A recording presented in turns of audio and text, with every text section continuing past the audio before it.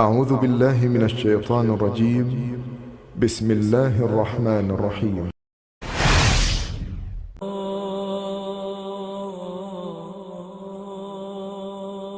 اللہ تعالیٰ نے آپ کو فیصلہ کرنے کی زبردست صلاحیت عطا فرمائی تھی۔ سورۃ الانبیاء آیت 87 میں ہے، وَدَاوُودَ وَسُلَيْمَانَ إِذْ يَحْكُمَانِ فِي الْحَرْثِ إِذْ نَفَشَتْ فِيهِ غَنَمُ الْقَوْمِ وَكُنَّا لِحُكْمِهِمْ شَاهِدِينَ۔ اور داؤد اور سلیمان کو یاد کیجئے جبکہ وہ کھیت کے معاملے میں فیصلہ کر رہے تھے کہ کچھ لوگوں کی بکریاں اس میں چر چک گئی تھیں اور ان کے فیصلے میں ہم موجود تھے۔ ہوا یہ کہ دو آدمی ہمسائے تھے، ان میں جھگڑا ہو گیا۔ ان میں سے ایک کے پاس کھیت تھا، اس میں اس نے فصل بو رکھی تھی، دوسرے کے پاس کچھ بکریاں تھیں۔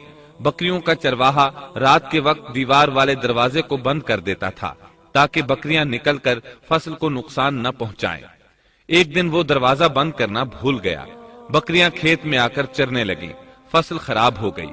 دونوں داؤد علیہ السلام کے پاس آئے، اپنا مقدمہ پیش کیا۔ داؤد علیہ السلام قاضی بھی تھے۔ اس وقت سلیمان علیہ السلام کہیں گئے ہوئے تھے۔ داؤد علیہ السلام مقدمہ سن کر کہنے لگے، یہ بکریوں والے کی سستی کا نتیجہ ہے، اس کا حل یہی ہے کہ وہ تیری بکریاں اپنی تحویل میں لے لے۔ دونوں فریق باہر نکلے تو سلیمان علیہ السلام سے ملاقات ہوئی۔ انہوں نے تفصیل سن کر فرمایا، میرے ساتھ آؤ۔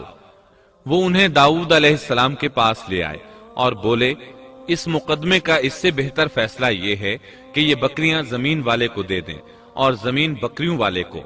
جب بکریوں والا زمین کو پہلی حالت میں اگا دے گا تو آپ دونوں کی چیزیں انہیں لوٹا دیں۔ اس دوران کھیتی کا مالک بکریوں کے دودھ سے فائدہ حاصل کرتا رہے گا۔ یہ فیصلہ زیادہ بہتر ہے۔ اس سے بکریوں والا اپنی بکریوں سے بالکل محروم نہ ہوا اور کھیتی والے کا نقصان پورا ہو گیا۔ یہ فیصلہ آپ کو اللہ تعالیٰ نے سمجھایا تھا۔ اللہ تعالیٰ سورۃ الانبیاء آیت 89 میں فرماتے ہیں، فَفَهَّمْنَاهَا سُلَيْمَانَ وَكُلًّا آتَيْنَا حُكْمًا وَعِلْمًا۔ ہم نے اس کا صحیح فیصلہ سلیمان کو سمجھا دیا، ہاں ہر ایک کو ہم نے علم و حکمت سے نوازا تھا۔ بخاری اور مسلم میں ایک حدیث ہے، اس میں اسی قسم کا ایک واقعہ بیان ہوا ہے کہ دو عورتیں اپنا مقدمہ داؤد علیہ السلام کے پاس لائیں۔ دونوں کو اللہ نے ایک ایک بچہ دے رکھا تھا۔ ایک بھیڑیے نے حملہ کر کے بڑی عمر والی کا بچہ چیر پھاڑ ڈالا۔ عورت چالاک تھی، اس نے چھوٹی عمر والی کا بچہ چھین لیا کہ یہ میرا بچہ ہے۔ داؤد علیہ السلام نے دیکھا بچہ بڑی عورت کے پاس ہے تو اس کے حق میں فیصلہ دے دیا۔ سلیمان علیہ السلام نے داؤد علیہ السلام سے اجازت چاہتے ہوئے کہا، کیا میں اس مقدمے کا فیصلہ کر سکتا ہوں؟ انہوں نے اجازت دے دی۔ سلیمان علیہ السلام نے عورت سے کہا، بچہ مجھے دے دو۔ بچہ ہاتھ میں لے کر انہوں نے تلوار نکالی اور دونوں عورتوں سے فرمایا، میں اس کے 2 ٹکڑے کر کے تم دونوں میں برابر برابر تقسیم کرنے لگا ہوں۔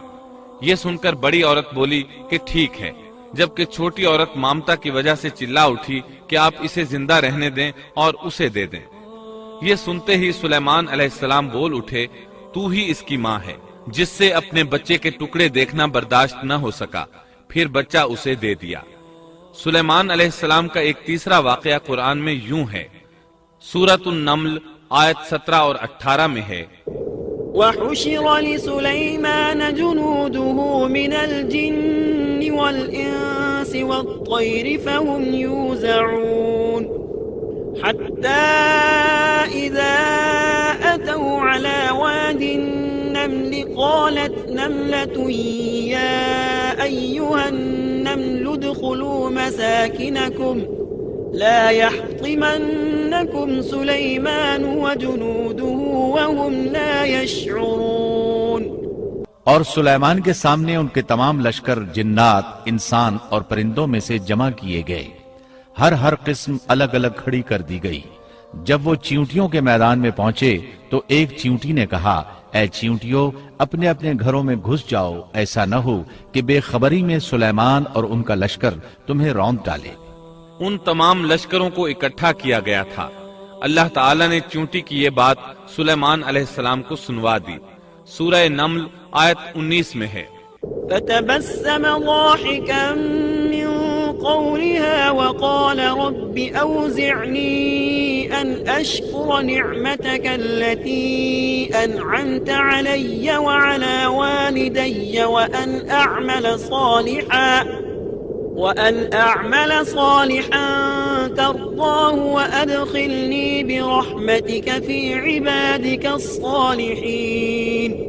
اس کی اس بات پر سلیمان مسکرا کر ہنس پڑے اور دعا کرنے لگے کہ اے پروردگار، تو مجھے توفیق دے کہ میں تیری ان نعمتوں کا شکر بجا لاؤں جو تو نے مجھ پر انعام کی ہیں، اور میں ایسے نیک اعمال کرتا رہوں جن سے تو خوش رہے، اور مجھے اپنی رحمت سے نیک بندوں میں شامل فرما۔